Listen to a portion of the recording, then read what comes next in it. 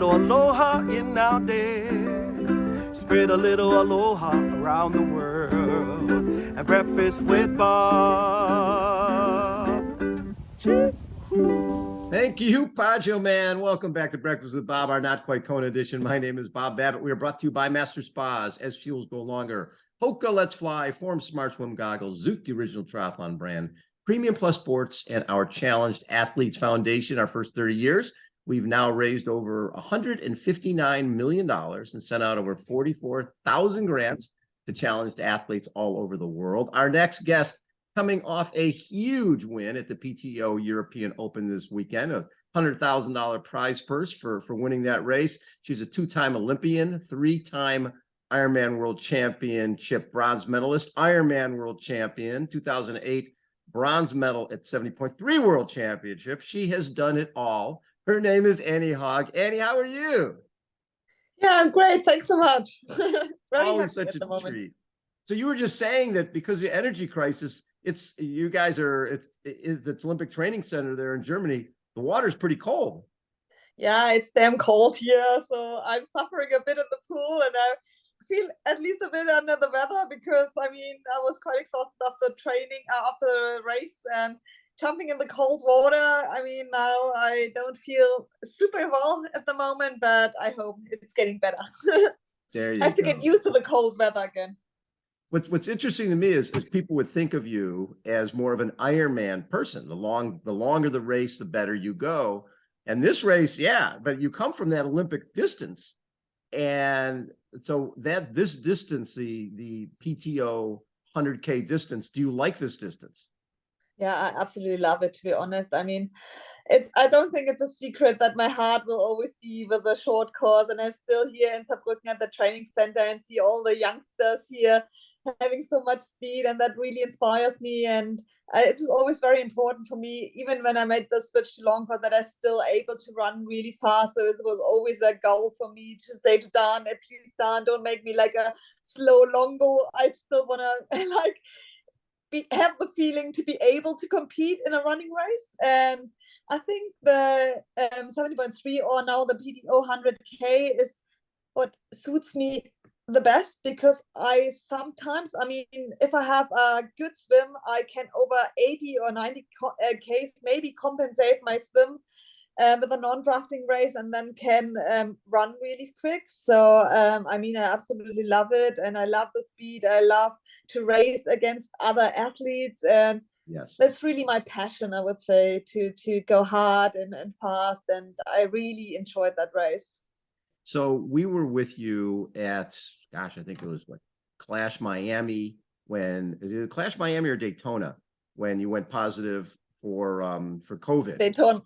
Daytona. So in Miami, yes. Yeah, and I don't think people realize the long-term effects of that. And it's not like it's a few weeks or a month. When you're an elite athlete and you're pushing your body, how long do you think it really took you to recover from that? Because my guess is even last year you were dealing with that. Yeah. I had long-term problems with that. I didn't feel sick when I got COVID twice, and I never felt sick, but my organs were quite infected. So I get a little bit problems with my liver, and my pancreas was infected, and that was the reason. That was the issue I struggled with. So all of a sudden, it started in 2021. From one day to another, I couldn't take on energy anymore. So I could do my training, but as soon as I had to do like Ironman stuff or longer stuff, I could just not get in enough energy. And that was a really, really long-term problem, which really worries me. And I had to work damn hard and with a lot of experts to get like on top of that. And we hope that it's now sorted, but I have just done now the 70.3 or 100K races, so we have to find out if it's still okay over a long course race, and we have to wait until Roth to see it. But at the moment it looks quite hopeful, and I feel strong again, and I feel like I have my energy back, and I can transfer my training to racing, and that's what I'm really, really happy about. So last year you get third at St. George and third at in Kona, And there was a point there in the run for a long time. Lucy was right there and Annie was right there. It was like 30 seconds, 30 seconds, 30 seconds. And we're all waiting, and you're waiting, right, for that pass. Now this time, Lucy's leading the race in Ibiza, and you obviously felt a lot better, and you were able to run through the field. And I think your run split was, you outsplit half the men's field in the run as well. So did you feel this was one of your best races, the fact that the way you ran through the field? Because you didn't just win a race against one of the greatest female fields ever assembled. You won by a couple minutes. Yeah, it was just, I mean, if you overtake someone and you see you have the chance to win, it gives you wings a bit. So it's always this extra motivation. And yeah, I just had a very fantastic day. Everything, I mean, after the swim, I didn't really know where I am, but I felt on the bike that I had really good legs, that I could keep up with the best cyclists. I didn't lose anything. And I knew if I would be in the range of 2 minutes, and that could be an option to win it. I mean, you never know how Ashley is running or Tamara or whatever, so you can't plan it. But at least there's an option if I go really deep and push it into the limits. And once I was in my running shoes, I mean, I had a little bit problems with my shoelace because I ripped my shoelaces in T82. So I had to run with an open shoe, and I was just hoping, please, shoe, stay on my feet. But I could get my head around that. And I felt great on the run. And if you see that you're passing constantly people, it feels like flying, and then it gives you really good motivation. And for me, this race was very important for me to line up to all my former ITU athletes and still be able, because everyone is constantly mentioning my age, and I don't feel like 40, and I don't feel like I'm getting slower. I feel like the best I've ever been. And so it's like kind of redemption to see, look, I can still age is not like something which holds you back from performing well, and I hope I can be a role model for everyone who's a bit older, maybe not to use that as an excuse not to perform well anymore. Well, that's what's great about our sports. It doesn't care, right? It doesn't care how old you are. And if you do the right training, and people adapt their training to age. I remember interviewing a guy who had turned 40 years old, Rod Dixon. He was trying to break the 4-minute mile. He said, Bob, I can do the same workouts I did when I was 25. I just need more time off in between to do those hard workouts. Have you had to change your workouts as you've aged a little bit? No, I can't say that. I think I get stronger and more endurant, and I have more capacities to endure more training, to be honest, because I think every year adds more training years to your system, and I'm capable of more, to be honest. The only thing I really have to be on track on is go to the physio and osteopath twice a week. So that's crucial for me. I need to stay in one piece, and if I'm able to do that, and if I'm on top of my injuries or my niggles, then I think I'm capable of even more training, because I train harder and more than ever before. So, and I think it's due to the years I put into my body, really consistent training. And if you don't have breaks of half an hour because you half a year because you're injured, if you're really able to put your work in every single day, year over year, you just get stronger. Well, and the thing that it seems it's really improved for you is your cycling. Right, you seem like you're riding the bike better than ever. The bike has become a weapon. Where I think a lot of people felt we can attack Annie on the bike and make sure she's too far back to run with us or to run by us. Well, now you're up there with the leaders on the bike the whole day. Have you done something consciously on your cycling? No, it's just the consistency, to be honest, because I take the swap from short to long course just in 2017. So I don't have a lot of training years on a TT bike in my body. So it's just a matter of training years and constant training. And then you improve if you have a good coach, in consistency. I don't do special training. I just do my training. It's very unspectacular, but I do it every single day. And that pays off in success. So So when I look at the field that was assembled there, it is one of the best fields ever assembled in our sport. When you have Ashley, who won both of the $100,000 races last year, and Lucy and Paula Finley and Chelsea, the Ironman World Champion, and Emma Palin-Brown, Holly Lawrence, Tamara Jewett, who just won Oceanside 70.3 and ran by everybody, 5-time Ironman World Champion, Daniela Reef. Everybody is there. And knowing that everybody was there, you're the type of athlete who likes that, right? When the lights are bright and the athletes are the best athletes are there, that's when you want to go to the starting line. Yeah, I mean, it's always a special pressure, because you think now it's time to lay all your cards on the table. It's one thing to have a good training session, but you have to show it on the one single day in a year, and you have this 3.5 hours to shine. And it's always a special pressure you put on yourself. But on the other hand, is you need this competition, because if you don't have this kind of start field, you never know how good you are, because just because of them, they bring out the best of yourself. And that's the reason why everyone is really scared. But on the other side, everyone really likes to race, because that's what we train for. We want to see in the end what is our training worth, and you have to show it on the day that matters, and that are the big races. So Challenge Roth is coming up, and I think you're 2-time defending champion, 2021, 2022. What is it about that race that's so special? We're bringing Breakfast with Bob to Challenge Roth this year. I'm very excited to go back there. I haven't been back there since 2014. But what is it about that race for people out there who have not done it before that's so special? I mean, this race, for me personally, I grew up with that race. And that race is the first race I recognize as triathlon, because it's just around the corner from where I grew up. I grew up in Bayreuth. It's just maybe 80 k's away from Roth.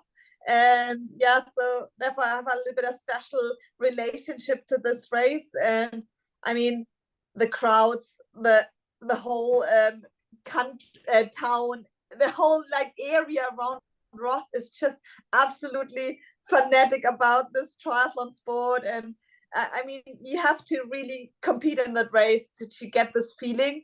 And it's just amazing. I mean, the crowds are ridiculous. They scream, and it feels like a home race, and it puts me under a little bit extra pressure to perform especially well.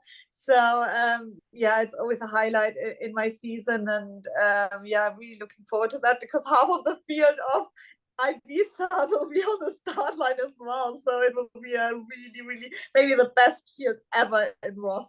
No question. You're everywhere you go. And did you find that after you won Ironman World Championship in 2019? Of course, then we had COVID, but when you go to races, people look at you differently. When you win the Ironman World Championship, everybody's like, oh, well, Annie's the person to beat. Did you notice that, or you just keep your head down and you just race? I do keep my head down and race, because I can't influence anything. And I don't think people always have me as a favorite, because I'm always a chaser. Even if I won Ironman Hawaii, I think I'm always a bit under the radar of being a favorite. But I don't mind. I mean, I like my chaser position, and to be honest, I can just give my best and see what the outcome is on race day. So I just try to stay in my little own triathlon bubble, do my very best, and get my head out on race day, and try to be the best I can possibly be. How important was it for you because you've already won 70.3 Lanzarote this year, you won Gran Canaria, having those races as warm-up races leading into Ibiza, because having that as your first race of the year can be really tough. All of a sudden you're thrown into a Hall of Fame race with every great athlete. But the fact that you had a couple of warm-up races, was that helpful? You would always think you get a bit of confidence out of that, but I mean, I was really happy about my race, because my performance was good, but I wouldn't over or underrate this races, because you just can't compare it. It's a complete different race if you have the race in your control and you're racing from the front. And I know exactly that it won't happen in a really good in a race where all the best athletes are, because my swim is just not I'm not a front pack swimmer, so I'm always a chaser, and that's a complete different style of racing. So I was very happy with my first races, but knowing that it has nothing to do with the Ibiza race. So what's last year, I think the prize money was 100 for first and 80 for second. I mean, 30 is still a big gap, but 100 for first, 50 for second. There's a big reason to win. That's a big difference when you're running along and you're like, well, maybe I'll just stay in second place. Oh, wait, there's $50,000 right there. Does the dollars even enter your mind when you're racing? No, because you can't influence. You always have to stay in the moment. And yeah, because I do sports for so long, and I know a race is over when you cross the finish line, and until then everything can happen. And if you like get faded away with like other thoughts, or if you already celebrate or whatever, then stupid things can happen. And you always have to stay in the moment, do everything right, get every nutrition you can get, and be in the moment, and don't take anything for granted, because it's over when you cross the finish line. And yeah, so be humble. So after will Challenge Roth be your next event? Yes. That's good. I mean, I will do a half marathon on Sunday back home in Germany for my sponsor, but yeah, it's just for fun.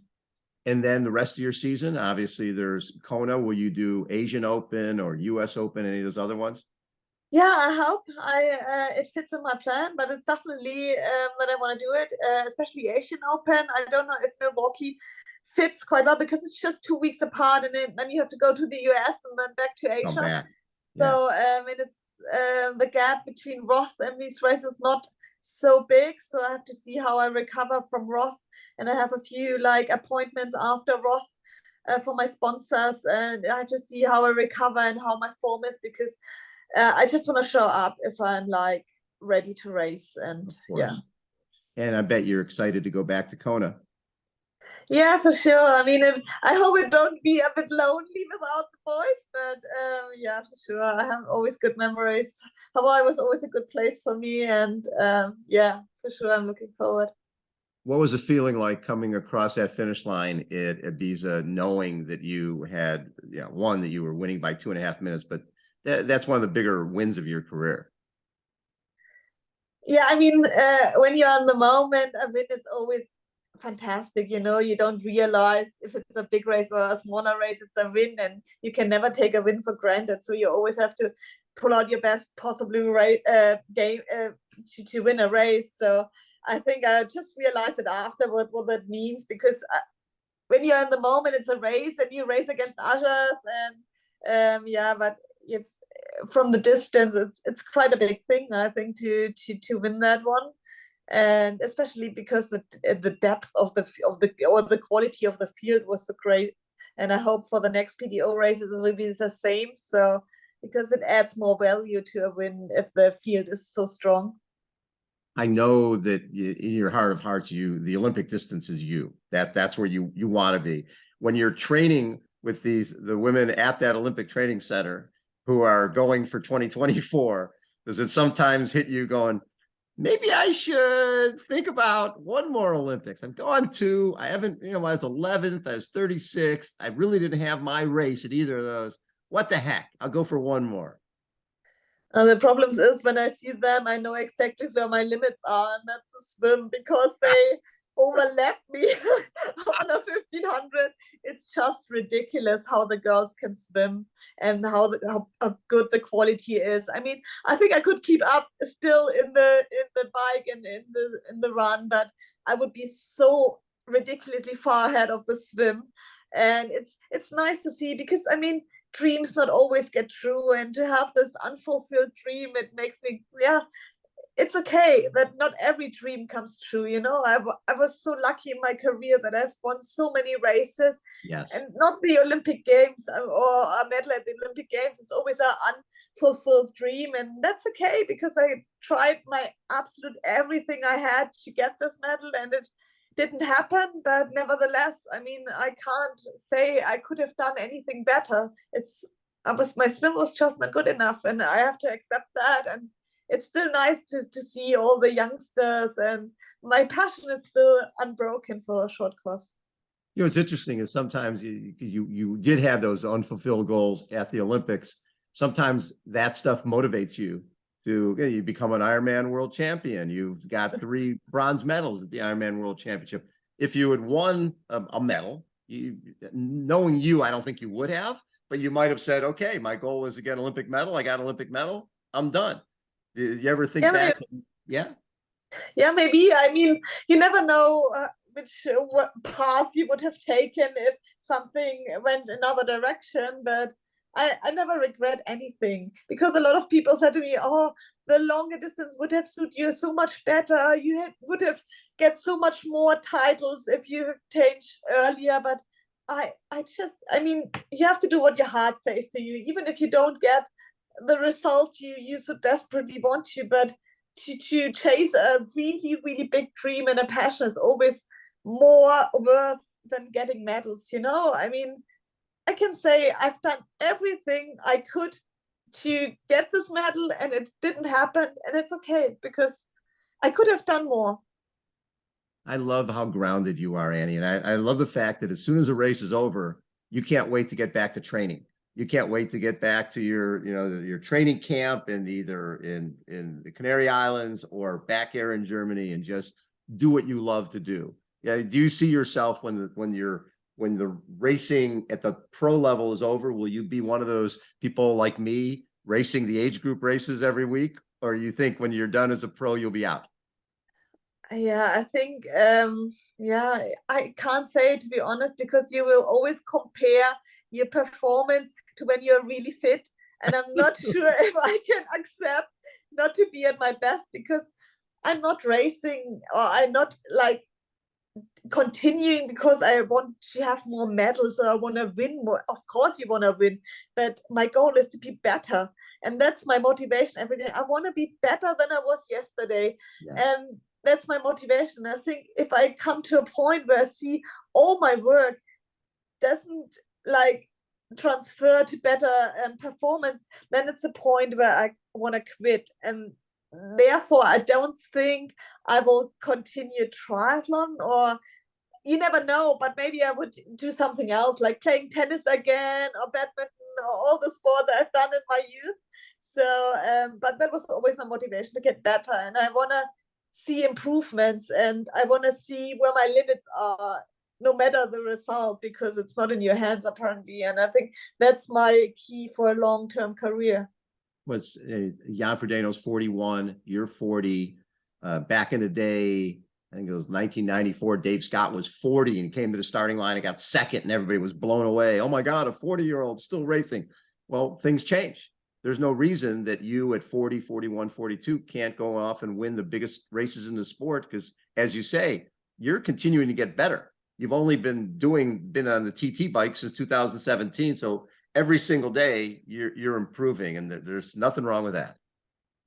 Yeah, I think, I think it's normal that by the age you maybe get different interests, or you want to build a family, or your focus is not 100% on triathlon anymore. I think that's what's normally is. But for me, my passion is triathlon. I don't want to have like kids or family. I'm passionate about triathlon because that's my life. And I think if you're still willing to put the training in every day, and if you build your life around your career and you're so focused on that, that's the key, not the age.